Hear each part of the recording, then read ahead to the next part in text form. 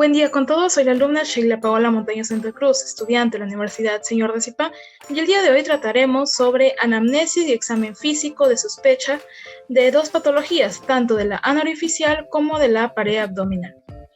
Para hablar sobre la patología de la ano orificial debemos distinguir los diferentes tipos dentro de ellas, encontrando las hemorroides tanto internas como externas. La externa se va a dar de acuerdo a la piel.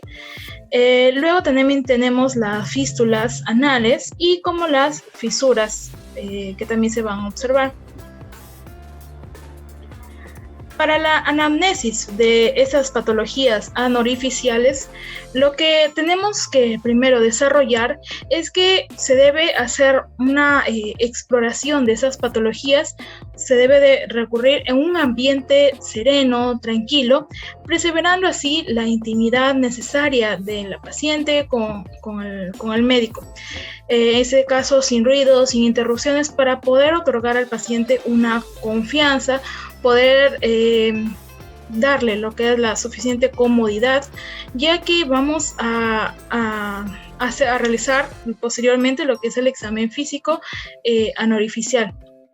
Es por ello que dentro de la anamnesis para patologías anorificiales tenemos a la edad. Es importante preguntar, ya que se da en diferentes edades, y también el sexo en diferente, ya sea en hombres y mujeres, que más adelante lo voy a mencionar.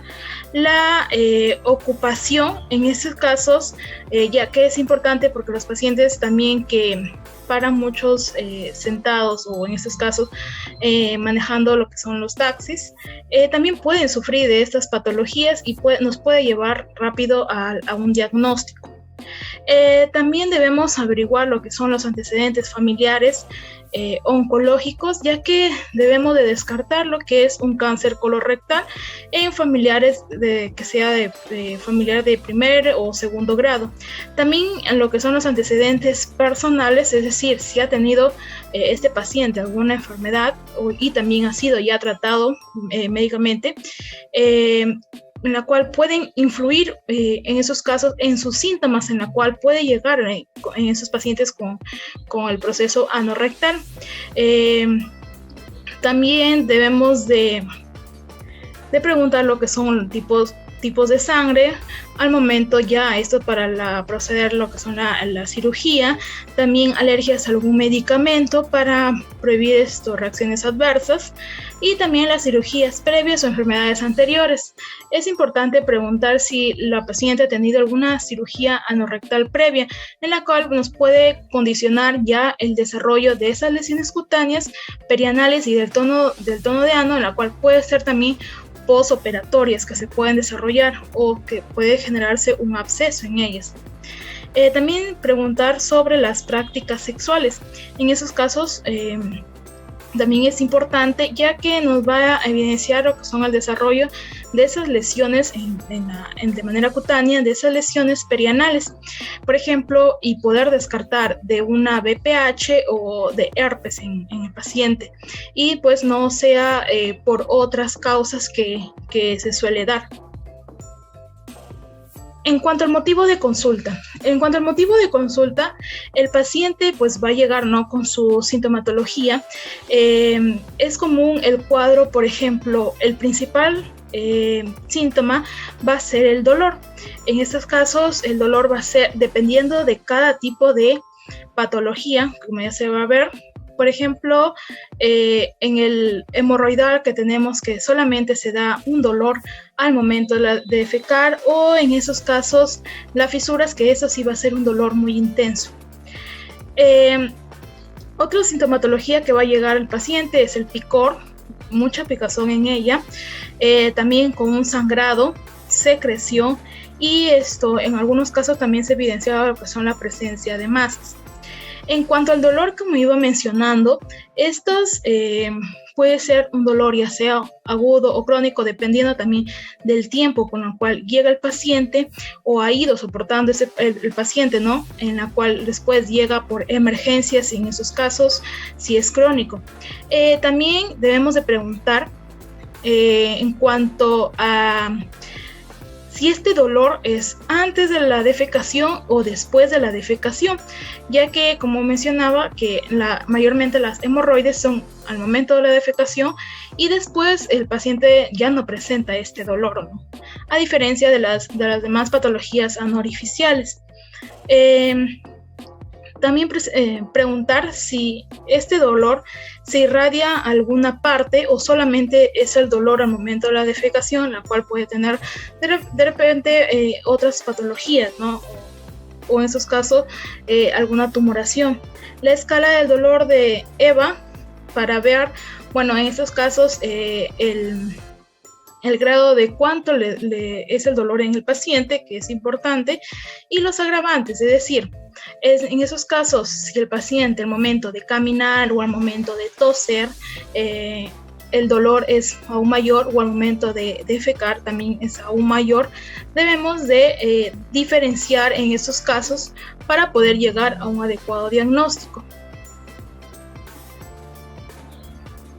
En la exploración física, bueno, se recomienda al paciente explorar en una posición de Sims, como se ve en la parte inferior de la imagen, en una posición de Sims.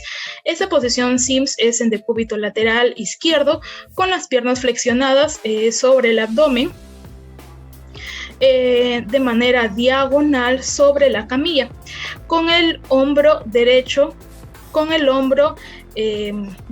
ligeramente inclinado hacia el lado izquierdo, favoreciendo de este modo la exposición anal y perianal para poder desarrollar lo que es el examen físico, ¿no? Bueno, en cuanto a la localización de la patología anal, debe describirse también su ubicación, es decir, puede ser de manera anterior, posterior, lateral izquierdo, lateral derecho, evitando así la nomenclatura horaria al momento de observar las fisuras o las fístulas, ¿no? Dentro de lo que es la inspección anal. En la inspección anal se realiza una separación cuidadosa de ambas nalgas, en la cual se podrá así poder observar si hay presencia de secreciones, colgajos cutáneos, o también llamados los TAC perineales, los foliculitis perianal, para poder evidenciar también si hay las hemorroides, pero estas hemorroides tipos externas, o también si hay fisuras, en la cual el paciente puede realizar la maniobra defecatoria suave para ver si al momento de hacer el pujo en esos casos, si esta tumoración en la cual se puede observar en el paciente va a salir, o en esos casos solamente en lo que es una hemorroide solamente se queda dentro del ano, ¿no? Luego también tenemos lo que es la palpación perianal. En la palpación perianal tenemos que esto nos va a ayudar a identificar los puntos dolorosos y también los posibles trayectos de fístulas en la cual se puede encontrar estas patologías, y también alguna masa que se puede evidenciar. El tacto rectal es difícil desarrollarse en esos pacientes, pero nos permite localizar lo que son los puntos dolorosos, alguna masa, abscesos, que así poder comprobar el tono esfinteriano. Debe realizarse este tacto rectal con sumo cuidado, lubricando el dedo índice, como se observa en la imagen. En cuanto a la maniobra del tacto rectal, tenemos que debe desarrollarse lubricando el dedo índice enguantado, en la cual se debe presionar suavemente el orificio anal antes de introducirlo, para vencer así la presión de reposo en la cual se encuentra.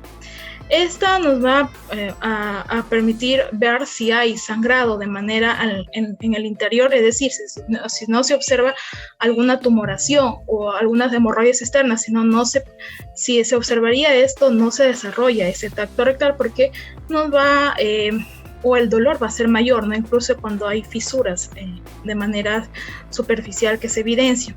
Luego también tenemos la anoscopía. En la anoscopía, bueno, es un anoscopio tubular, en esos casos nos dicen que es de 7 centímetros y en la cual se va a explorar la mucosa del tracto del recto, pero del recto distal.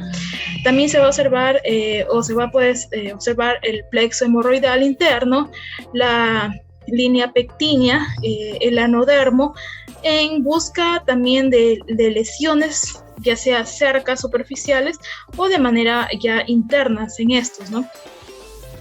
Es decir, orificios fistulosos o las fisuras que se pueda desarrollar. En cuanto a las patologías de la pared abdominal, en las patologías de pared abdominal, acá ya se van a observar lo que son los tipos de hernias. En los tipos de hernias en la cual va a ser la salida de las heces intestinales y se va a observar tipo un abultamiento en la pared abdominal, ¿no? En la cual estas se deben diferenciar por la coloración para poder ser mandado por emergencia o se puede atender solamente en el consultorio. Estas hernias se pueden dividir tanto en las hernias encarceradas, en la cual estas no se reduce, son dolorosas y al momento de la palpación son blandas. Luego tenemos las hernias estranguladas, estas tampoco reduce, pero presentan un compromiso ya sanguíneo, son dolorosas y su coloración son violáceas. Luego tenemos las hernias incoercibles. Estas sí, después de salir hacia la pared abdominal puede volver a reintroducirse. La más común dentro de estas patologías de la pared abdominal es las hernias inguinales. Estas se diferencian, por ejemplo, tanto de hombres y mujeres. Mayormente esas hernias inguinales son en hombres. Y también tenemos, por ejemplo, las hernias pleurales, epigástricas y todo tipo de hernias que se encuentran en la pared abdominal.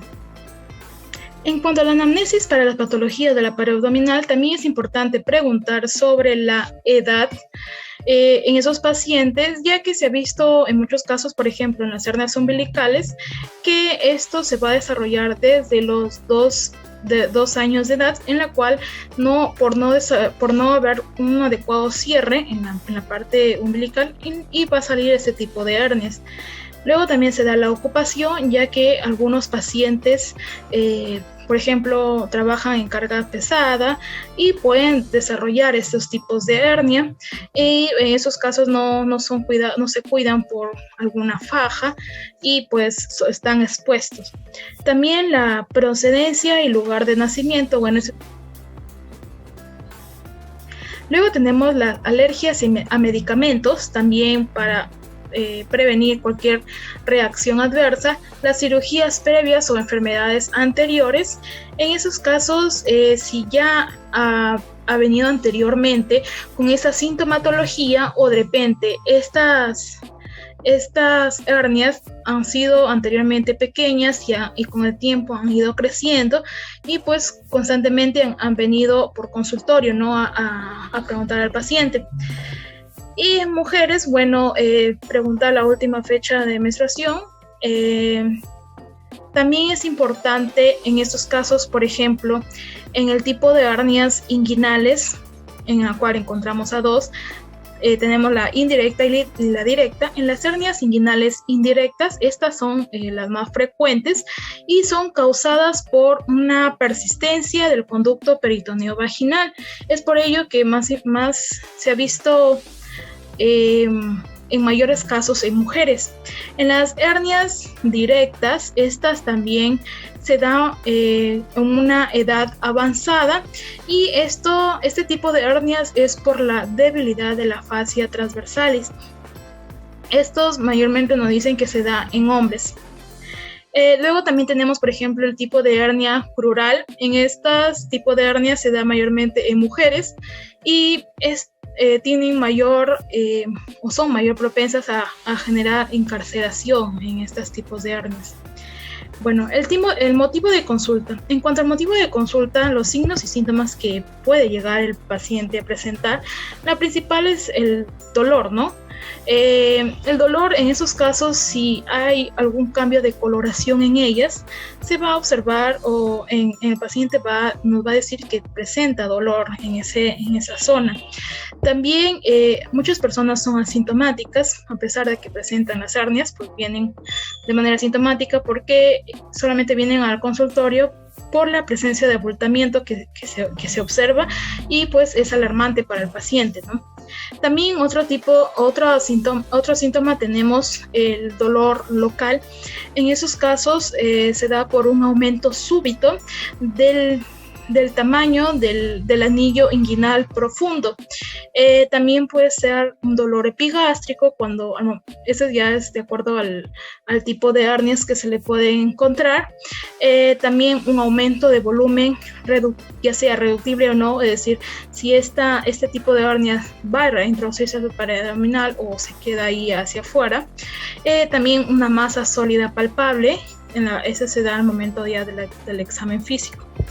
Esta aparición, por ejemplo, también si desde qué edad o desde cuánto tiempo ha ido evidenciando este abultamiento. De repente, como no hay dolor, el paciente ha ido dejándolo año tras año y pues luego ha llegado con esta preocupación ya por el aumento del tamaño de este tipo de hernia. Preguntar la irradiación, es decir, si este dolor o estos tipos de abultamiento se ha visto en otros lados. Luego tenemos la escala de EVA, dolor. Bueno, en esos casos el paciente como no nos va a presentar, no nos va a decir, ¿no?, que hay dolor, pero si estos casos son para emergencia, ahí sí tenemos que evaluar la escala de dolor para, cuantificar en todo caso este tipo de dolor. Y los agravantes, si esta hernia solamente es al momento de hacer carga, sobresale, o en esos casos siempre va a estar expuesto o observando lo que es la coloración. En el examen físico lo que se debe desarrollar es la inspección. En cuanto a la inspección, ¿por qué? Porque se va a observar, como mencionaba, se va a observar el abultamiento, en este caso al momento también la coloración de estos, ya que si este abultamiento es de un color violáceo, ya es para una emergencia y para una operación, ya que están comprometiendo a vasos dentro de ella. También, aparte de ello, observar el abdomen, cómo está dispuesto. También se desarrolla lo que es la maniobra de Valsalva. Eso es importante para observar o ver si hay la presencia de estas hernias al momento de desarrollarse esta maniobra de Valsalva. ¿Cómo se observa? El procedimiento es la toma de aire, ese cerrado de la glotis. Luego lo que se va a hacer o se va a desarrollar es la activación de la musculatura intercostal, ya que al momento que la persona deja de respirar en ese momento, lo que hace es la musculatura intercostal se activa, hay descenso del diafragma, hay creación de la presión intraabdominal. Esto es importante para observar los tipos de hernia, la activación de la rigidez abdominal y luego la activación de la fascia toracolumbar, en la cual va a generar un aumento de la estabilidad arterial sacroiliaca. Otro tipo dentro del examen físico es la maniobra de taxis. Esa maniobra de taxis se desarrolla en decúbito dorsal. Esta se da cuando el abultamiento o estas hernias pueden reintroducirse, o el contenido de las hernias puede reintroducirse hacia la cavidad abdominal. Estas no se desarrolla, como ya mencionaba, cuando ya presenta una coloración violácea, ya que estos pacientes vamos a causarles dolor y eso no está en nuestros objetivos, ¿no? Para poder diagnosticar ya una hernia y cualquiera de los tipos de hernias que ya mencioné. También se desarrolla este examen físico entre el Trendelenburg. Estos ya es para el momento de de un tratamiento y poder administrar lo que son analgésicos, relajantes, si en estos casos el paciente presenta un excesivo dolor, ¿no?